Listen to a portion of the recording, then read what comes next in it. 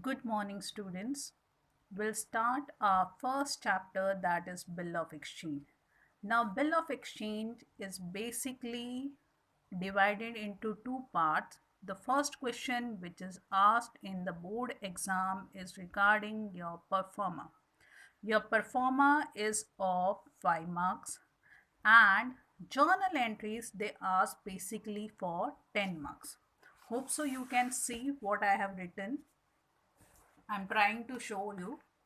The first question which they ask in the board exam is performer.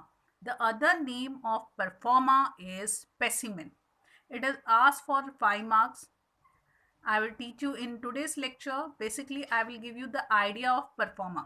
And the second question is journal entries. This journal entries already we have studied in our 11th standard. The basic rules of journal entry is same which you have studied in your 11th standard. Okay, you might have been taught by Dinesh Kadam sir or Naresh Kapoor sir.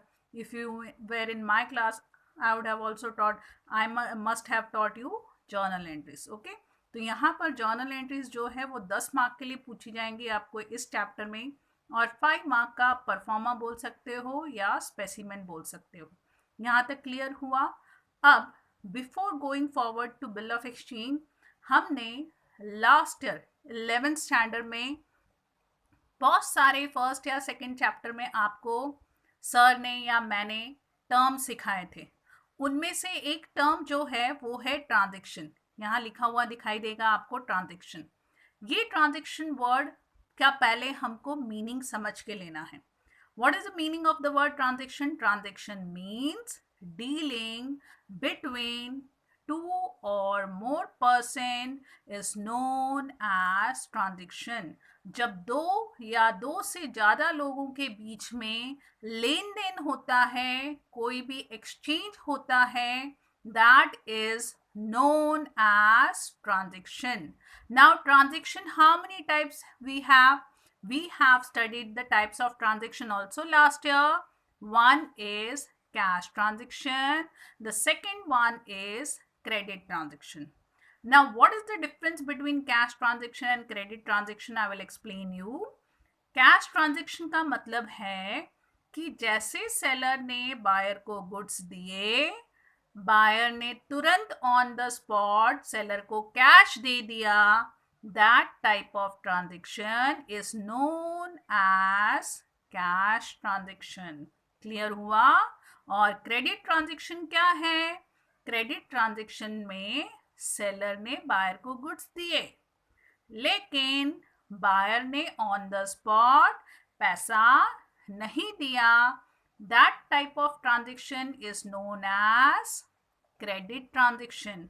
और ये जो chapter है bill of exchange, that totally deals with credit transaction. यानी कि आपको ध्यान में रखना है, जब भी हमारे बिजनेस में कोई भी क्रेडिट ट्रांजेक्शन होगा, उस समय हमें उसके लिए बिल ऑफ एक्सचेंज बनाना है. Now who will prepare the bill of exchange? The bill of exchange is prepared by the seller. वो इंसान जिसने उधार में गुड्स बेचे हैं और जिसको पैसे नहीं मिले हैं, that person will prepare bill of exchange. Okay, तो बिल ऑफ एक्सचेंज कौन प्रिपेयर करेगा? सेलर प्रिपेयर करेगा. When he will prepare bill of exchange? He will prepare the bill of exchange when he sells goods on credit. यानी कि जब भी हमारे business में हम उधार में गुड्स बेचेंगे, उस समय हम क्या करेंगे? हम बिल ऑफ एक्सचेंज तैयार करके रखेंगे. हम bill of exchange, we will prepare bill of exchange. Why we will prepare bill of exchange? Because for our safety. यहाँ पर आवर कौन है? हमारा सेलर. अब सेलर ने तो बायर को गुड्स दे दिए, लेकिन सेलर के पास भी तो कोई प्रूफ होना चाहिए ना कि मैंने उधार में गुड्स बेचे हैं. तो bill of exchange is the proof with the seller that he has sold goods on credit. यहाँ तक क्लियर हुआ. बिल ऑफ एक्सचेंज कब बनाते हैं? We prepare when the seller sell goods on credit. Okay? और कौन प्रिपेयर करता है? It is prepared by the seller. Okay. Now we'll see the definition of bill of exchange. The definition of bill of exchange is, it is an instrument in writing containing a unconditional order signed by the maker. क्या लिखा है इसमें? वो एक instrument है. Instrument का मतलब एक डॉक्यूमेंट है. और वो डॉक्यूमेंट कैसे है? राइटिंग में है, ओरल नहीं है. वहां पर ओरली नहीं चलेगा कि हमने किसी को फोन किया और बोल दिया कि आप इतने इतने पैसे दे दो. वो हमारा बिल ऑफ एक्सचेंज नहीं हो सकता है. हमारा बिल ऑफ एक्सचेंज जो है वो है राइटिंग में है. And it contains an unconditional order.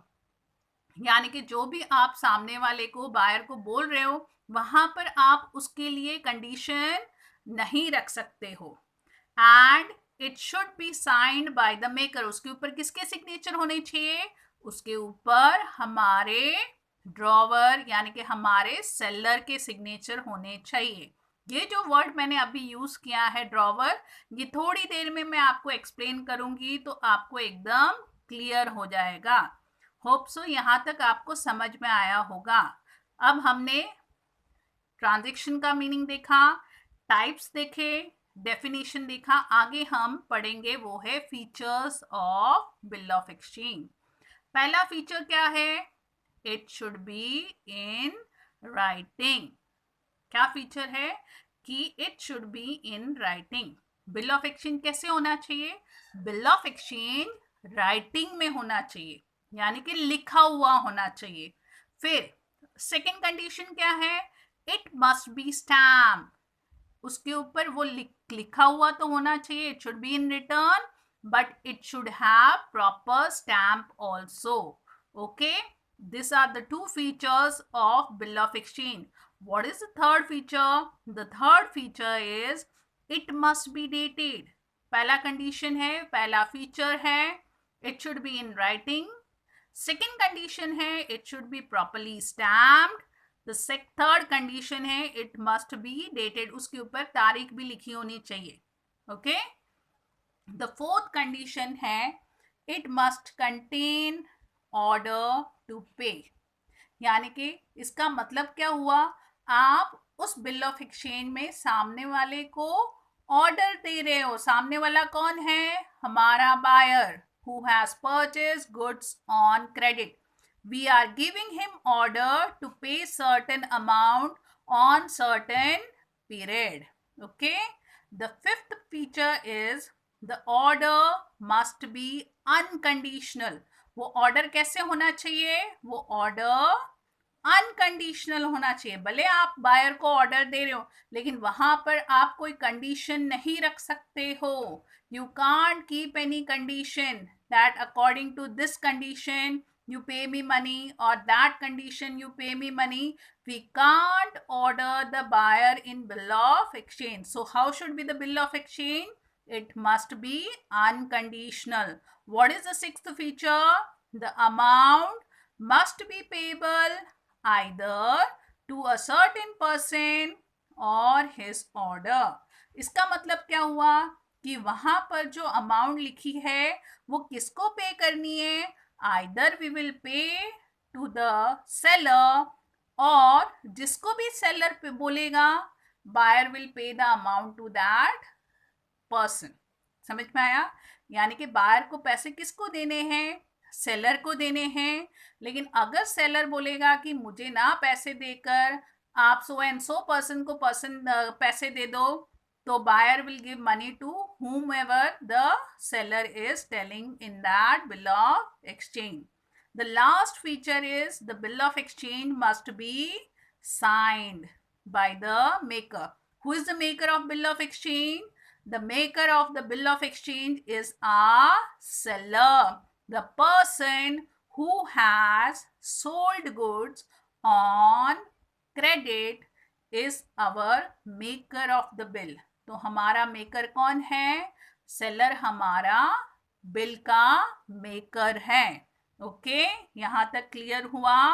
हमने क्या पढ़ा? We studied the definition of bill of exchange, then we studied the feature, we also studied the meaning of transaction, we also studied types of transaction. Okay, then we studied how many questions will be asked from this chapter. First question will be performa. कहाँ पूछेंगे? They will ask in first question, that is objectives. 15 marks के objective होते हैं, उसमें से एक question pro forma का होगा, and this will be the compulsory question, that is journal entries. How to do journal entries I will teach you further. First we'll do performa of 5 marks in first 2-3 lecture. 2-3 lecture में हम performa सीखेंगे अच्छे से, and then we'll go for the journal entry step by step. Okay, now the next point which we will study, that is our party for bill of exchange. हमारे bill of exchange में कितनी parties होती हैं वो हम अब सीखेंगे. Okay, अब basically we have 3 parties for bill of exchange. पहला कौन है? The first one is drawer. In simple word, he is the seller of goods. यानी कि the person who has sold goods on credit is known as drawer. अब इतनी देर से मैं explain कर रही थी, मैं बार बार वर्ड यूज कर रही थी सेलर, बायर, क्योंकि आपको वही वर्ड्स समझ में आ रहे थे. You have not studied this word drawer, drawee last year. These 3 words are totally new for you, and these 3 words has equal importance in this chapter. अब यहाँ पर हम seller को seller ना बोलकर what we will call? We will call him drawer. यानी कि जो हमारा seller है हम उसको यहाँ पर seller नहीं बुलाएंगे. We will call him drawer. And who is drawer? Drawer is the maker of the bill. Drawer is the person who has sold goods on credit. ये सारी चीजें ध्यान में रखनी है. They can ask you these things in objectives.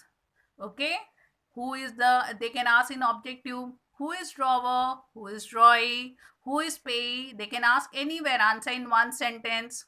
They can ask in filling the blanks also, answer in one word also. So हर एक चीज का आपको मीनिंग समझ में आना चाहिए. Okay, we have 3 parties for the bill of exchange. The first one is drawer, the second one is drawee, and the third one is पे.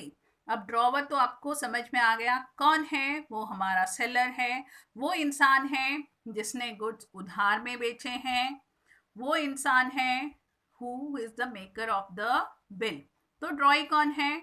सिंपल वर्ड्स में ड्रॉई इज बायर और परचेसर, यानी कि जिसने उधार में गुड्स खरीदे हैं.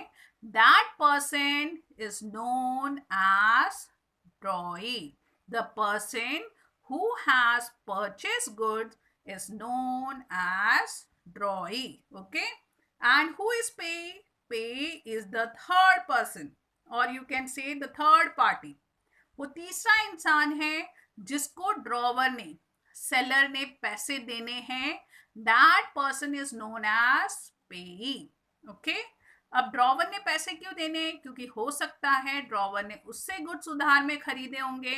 तो बिल ऑफ एक्सचेंज जब ड्रॉवर प्रिपेयर करेगा तो he will order the drawee, don't pay that amount to me but pay to the third person, that is our payee. So who is payee? Payee is the third person to whom the drawer has to pay. यहाँ तक clear हुआ? समझ में आया? Okay. How many parties are there? We have 3 parties, that is drawer, drawee, and payee. Now this lecture, which is bill of exchange, I have done in 3 parts. ये पहला part है जो मैंने रिकॉर्ड किया है. इसके साथ में 2 और छोटे छोटे पार्ट्स हैं. तो आपका 15-20 मिनट का लेक्चर, 20-25 मिनट का लेक्चर उससे हो जाएगा. वो दोनों पार्ट्स भी आपको देखने हैं. अगर कोई क्वेरी है, कोई डाउट है, आप कभी भी मुझे पूछ सकते हो. उसके लिए मैं कोई ना कोई हफ्ते में या 1.5 हफ्ते में एक लाइव सेशन ले लूँगी. Okay, thank you.